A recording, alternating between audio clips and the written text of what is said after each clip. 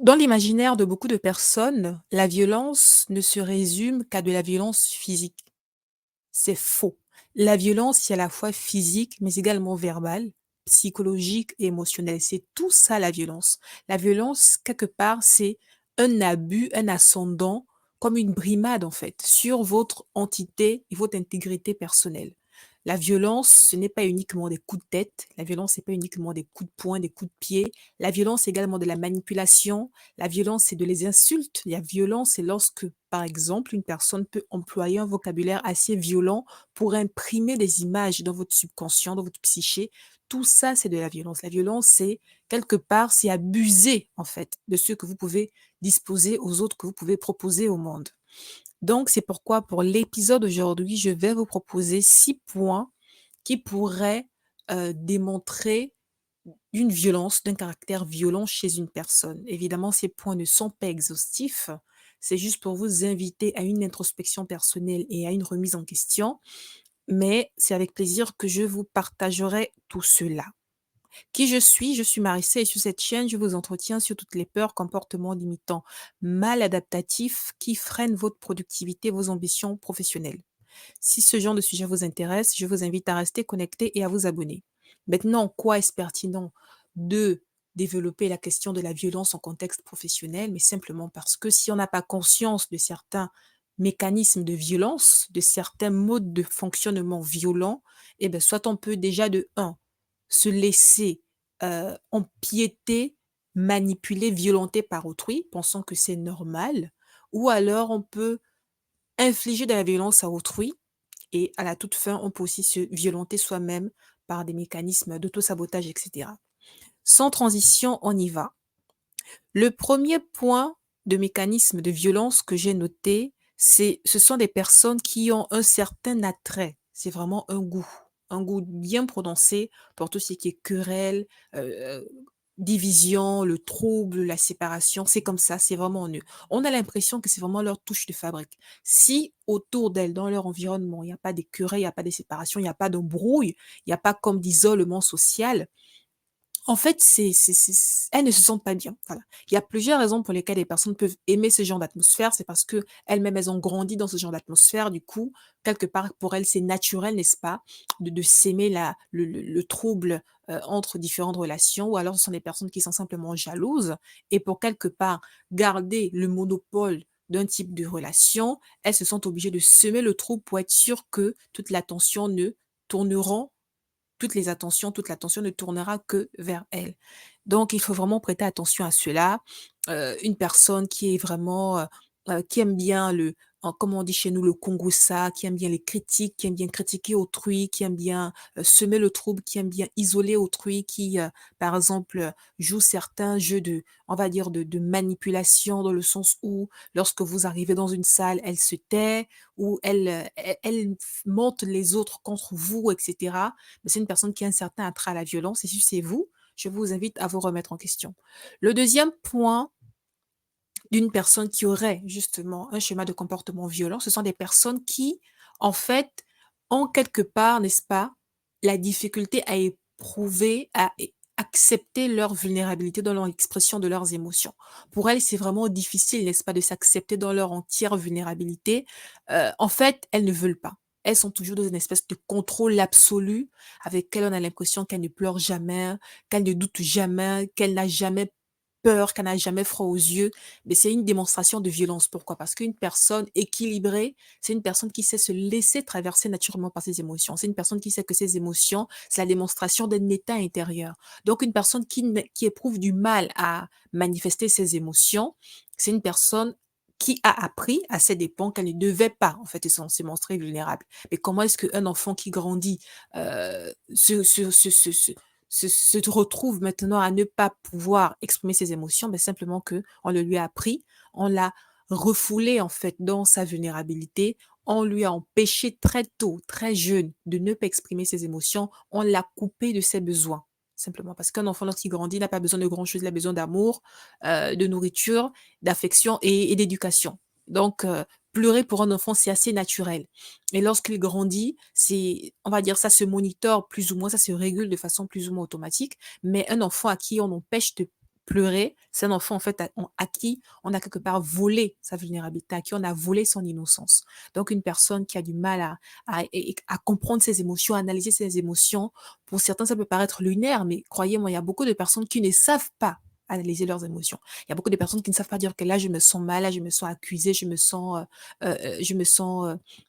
comment dire ça, rejetée, je me sens triste, je me sens fatiguée. Il y a beaucoup de personnes qui ne savent pas en fait le capter ce genre d'émotion. C'est lorsqu'elles sont vraiment à bout du bout qu'elles ressentent un semblant de déséquilibre. C'est même parce qu'elles sont déséquilibrées, même souvent parce qu'elles frôlent la maladie, qu'elles se rendent compte qu'il y a quelque chose qui ne va pas. Mais en temps normal, elles ne savent pas s'écouter. Et ça, c'est la démonstration d'une éducation qui a certainement été violente. Et une personne qui ne sait pas s'écouter, qui ne sait pas écouter ses émotions, c'est une personne qui, en fait, est dans le passif agressif. C'est-à-dire que tantôt, on a l'impression qu'elle supporte tout, qu'elle peut tout encaisser, et après, du jour au lendemain, elle commence à péter les câbles, à crier sur tout le monde, etc.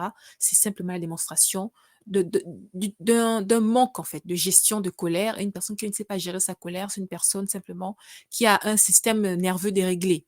Et tout cela, c'est une démonstration d'une forme de violence.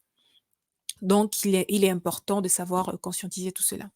Le troisième point que j'ai noté, c'est quoi? C'est le langage de communication qui passe toujours par la menace, par le mensonge, par la séduction, par la manipulation, par le chantage. On a l'impression que ces personnes-là en fait, ne savent pas communiquer normalement. C'est un peu, n'est-ce pas, la suite logique au point précédent. Ce sont des personnes qui ont du mal à éprouver, à manifester de leurs émotions. Elles ont du mal à exprimer ce qu'elles ressentent. Elles ont du mal à exprimer ce dont elles ont besoin. Et donc, comme elles ont cette crainte-là d'être refoulées dans l'expression de leurs émotions, de leurs besoins. Donc, elles se sentent obligées par trouver des superfuges pour imposer leurs émotions et imposer leurs besoins. Et donc, ça passe par quoi? Ben, ça passe par la séduction, ça passe par le mensonge, ça passe par la manipulation, ça passe par le chantage. Une personne qui ne sait pas dire j'ai besoin de ça pour me sentir bien, mais pour obtenir ce dont elle a besoin, elle va hésiter à vous faire du chantage ou à vous manipuler. Voilà.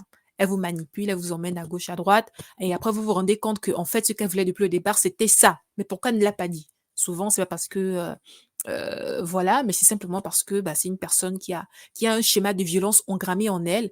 Il faut qu'elle apprenne à rééduquer son système nerveux. Il faut qu'elle apprenne à se rééduquer elle-même pour comprendre que elle n'a pas besoin, n'est-ce pas? Elle n'a pas besoin de manipuler. Elle n'a pas besoin de crier. Elle n'a pas besoin de faire chanter autrui pour obtenir ce qu'elle veut. Elle peut simplement demander. Et il y a des personnes qui ont du mal à demander simplement ce dont elles ont besoin. Il y a des personnes qui ne savent pas, en fait, que si elles demandent, elles peuvent avoir ce qu'elles veulent. Elles pensent que tout ce dont elles ont besoin, tout ce qu'elles veulent, ne peut pas leur être offert. Et tout ça, c'est simplement la résultante d'une éducation, la résultante d'expériences traumatisantes. C'est pourquoi il est toujours important d'avoir, n'est-ce pas, une lecture lucide sur son propre passé. Par la suite, j'ai noté un attrait pour la difficulté, l'énigmatique, le complexe. Il y a des personnes comme ça qui, en fait, si c'est pas difficile, si c'est pas compliqué, si c'est pas complexe, elles pensent que non, c'est pas fait pour elles.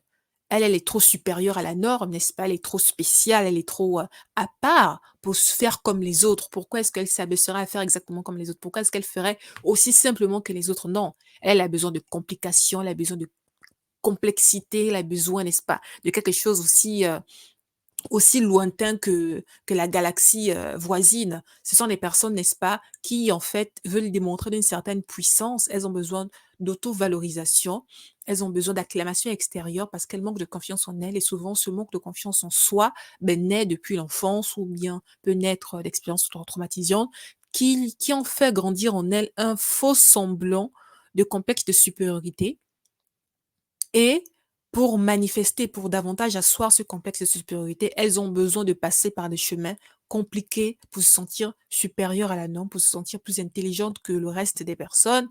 Et elles pensent en fait que c'est comme ça qu'elles se sentiraient davantage aimées, parce que c'est une façon en fait de demander de l'amour, se sentir supérieure aux autres, mais alors qu'on soit, c'est simplement parce qu'elle a été habituée à, à une certaine forme de violence, à une certaine forme de complexité. Parce qu'un enfant qui a fait le constat depuis très jeune que lorsque c'est simple, il a des résultats et tout le monde est content, mais c'est un enfant qui, de façon équilibrée, grandira dans ce sens. Alors que un enfant qui a toujours un goût pour la complexité, pour l'énigmatique, après ça peut être un trait de caractère, hein. Mais il faut savoir faire la part des choses. Si vous aimez bien la complexité, l'énigmatique, vous aimez bien quand c'est profond, vous aimez bien comprendre, n'est-ce pas, les ficelles souterraines des choses, ben, il faut simplement faire la part des choses. Vous pouvez, par exemple, avoir plusieurs domaines de vos vies où vous exploitez, n'est-ce pas, cet attrait pour la complexité, mais sur d'autres domaines de vos vies, ben, vous vous permettez de vivre légèrement. Alors qu'il y a des personnes qui sont vraiment prisonnières de ce schéma de comportement. Pour elles, si c'est pas compliqué dans tout ce qu'elle fait, si ce n'est pas compliqué dans tout ce qu'elle entreprend, eh ben, elle n'y touche pas. Parce que pour elle, c'est trop facile, c'est trop bizarre, c'est trop, voilà, c'est pas assez pour elle. Après, il y a 2 faces. Il y a la face, c'est pas assez pour elle, elle ne veut pas être comme les autres. Et il y a la face, c'est trop simple, il y a forcément une anarque derrière. C'est pourquoi il est vraiment important, eh ben, de conscientiser tout cela et de se remettre en question. Si c'est l'un de vos traits de personnalité, n'est-ce pas, d'avoir un attrait pour le complexe, n'est-ce pas, eh ben, créez-vous des activités où vous pouvez exercer cette complexité, où vous pouvez exercer cette difficulté. Faites des activités qui vous poussent à vous dépasser, mais ne contaminez pas on va dire, n'exploitez pas ce trait de comportement dans tous les domaines de vos vies où, en fait, il n'y a même pas forcément besoin d'avoir de complexité. Il n'y a pas besoin d'avoir de complexité dans la manière dont vous gérez vos business, en fait. Il n'y a pas besoin de complexité dans la manière dont vous gérez vos relations amicales, amoureuses et même familiales. Il n'y a pas besoin de complexité de la manière dont vous gérez vous-même vos émotions, la manière dont vous vous appréciez vous-même. Il faut vraiment faire la part des choses. Et par la suite, l'avant-dernier point, ce sont des personnes qui prennent plaisir au malheur et à la perte d'autrui. Alors là, c'est vraiment subtil et c'est même bien plus courant que ce qu'on ne le pense. C'est même souvent, on va dire, au-delà de la jalousie. Parce que certaines personnes diront oui, non, c'est parce qu'elle est jalouse, elle a un comportement de jalouse, etc. C'est pourquoi elle est comme ça. En fait, ce sont des manifestations de traumatisme d'enfance. Parce qu'une personne équilibrée, une personne qui a de l'empathie naturellement ne peut pas prendre plaisir au malheur d'autrui. Après, ça peut nous arriver de sourire lorsqu'il arrive un petit pépin à une personne parce que bah, on a une petite dent contre elle, voilà, voilà. Et puis on passe, on ne traîne pas forcément le pas là-dessus. Il y a des personnes qui prennent vraiment plaisir à savoir que telle personne a échoué, telle personne a tel problème, telle personne a ceci, telle personne a cela. En fait, elles prennent plaisir à cela. Et une personne qui prend plaisir au malheur d'autrui, c'est une personne qui n'a pas d'empathie. Et une personne qui n'a pas d'empathie, c'est une personne quelque part qui peut développer même de la schizophrénie. Pourquoi? Parce que si tu n'as pas d'empathie pour autrui, par effet miroir, par effet de neurones miroir, tu soupçonnerais également autrui de ne pas avoir d'empathie pour toi. Si tu te réjouis du malheur d'autrui, eh ben, tu peux en fait t'empêcher de faire des tests, tu peux t'empêcher de faire des réalisations qui peuvent échouer ou pas parce que tu anticiperais les moqueries d'autrui. C'est pourquoi si déjà, vis-à-vis de vous-même, vous vous tolérez, vous vous aimez, vous vous acceptez tel que vous êtes. Et également, vous avez on va dire, cette ouverture d'esprit d'aimer, de tolérer les autres tels qu'ils sont. Naturellement, vous n'accepteriez pas que des personnes vous traitent en deçà de ce comment vous traitez autrui. Donc, prendre du plaisir au malheur d'autrui, prendre plaisir aux pertes d'autrui, c'est malsain, en fait. C'est malsain et ça se soigne. Il ne faut pas forcément en avoir honte, mais je vous informe simplement que c'est malsain. Il est important d'avoir certains codes et même souvent pour certaines personnes, c'est même une question d'éducation. Voilà, ils ne savent pas que rire du malheur d'autrui, c'est malsain. Ça arrive, voilà. Comme je vous ai dit, c'est la résultante aussi d'une éducation, du coup, parce que on a ri d'elle lorsque elle vivait des malheurs quand elle était petite, et ben en grandissant, elle pense que c'est légitime, n'est-ce pas, de rire du malheur d'autrui, alors que non, c'est malsain. Au contraire, lorsqu'une personne vit un malheur, il faut aller vers cette personne pour lui porter secours, si possible, ou alors, à minima, se renseigner si elle va bien, si elle vit bien la douleur, le malheur qu'elle vit. C'est comme ça, en fait, une relation humaine. C'est ça l'empathie. Il y a beaucoup de personnes, eh ben, qui ne le font pas parce qu'elles ne savent pas que c'est important de le faire. Parce que, n'est-ce pas, est engrammé en elles des schémas de violence. Et ça, simplement, c'est de la violence. Et par la suite, qu'est-ce que j'ai noté? C'est consommation excessive d'excitants. Excitants, j'ai noté le café, l'alcool, l'amour pour les sensations fortes et aussi des drogues, des psychotiques, etc. Bon, pour le café, vous me direz, bon, Marissa, tu exagères, le café, tout le monde le prend, tout le monde en a besoin. Et moi, de vous répondre qu'il faut savoir qu'une personne qui consomme beaucoup de café, après, à petite dose, ça peut passer. Moi aussi, de temps en temps, je prends le café, même si je l'évite au maximum. C'est pas très bon pour la santé et le glow de la peau. Bon, ça, ce sont des caprices de femmes.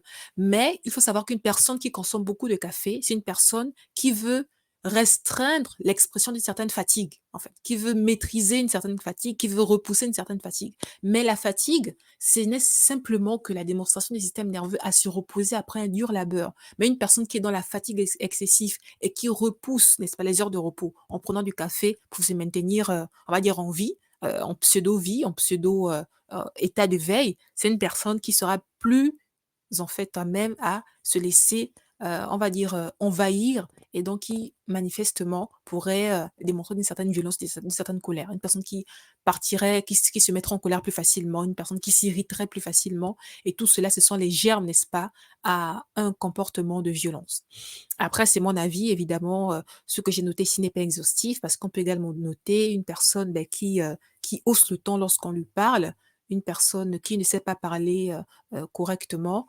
C'est un peu la continuité du fait de ne pas savoir exprimer ses émotions. Lorsqu'on ne sait pas exprimer ses émotions, eh bien, on est dans un comportement de passif-agressif et lorsqu'on est passif-agressif, souvent, eh ben, on peut se permettre de crier sur autrui et je vous informe pour les personnes qui ne le sauraient pas, non, c'est pas normal de crier sur une personne. Et moi, pendant, longtemps, j'ai cru que c'était normal de crier sur une personne lorsqu'on était en colère. Non, c'est pas normal. Ça peut arriver à tout le monde, du coup, il faut toujours prendre l'habitude, eh ben, de s'excuser, mais ce n'est pas normal et si moi, adulte, je pensais que c'était normal de crier sur une personne parce que je suis en colère, c'est que quelque part, je tolérais inconsciemment qu'on crie sur moi lorsque la personne était en colère. Mais pourquoi est-ce que j'aurais toléré qu'une personne crie sur moi lorsqu'elle est en colère? Mais c'est peut-être parce que je l'ai vu quelque part, lors de mon enfance, voilà.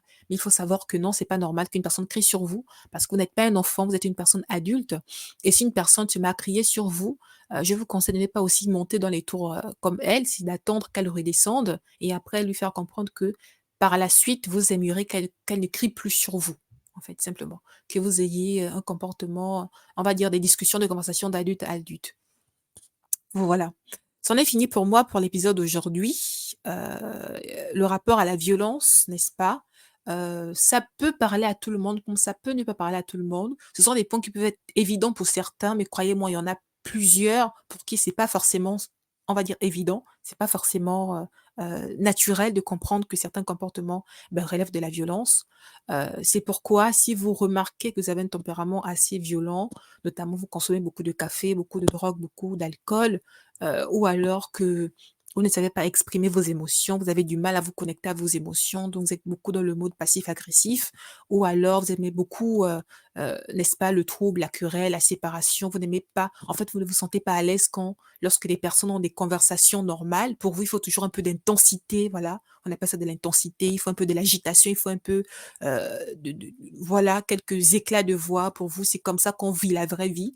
Je vous informe que non, c'est un schéma de violence et pour cela, je vous invite à faire du sport pour libérer les tensions qui sont accumulées dans votre système nerveux.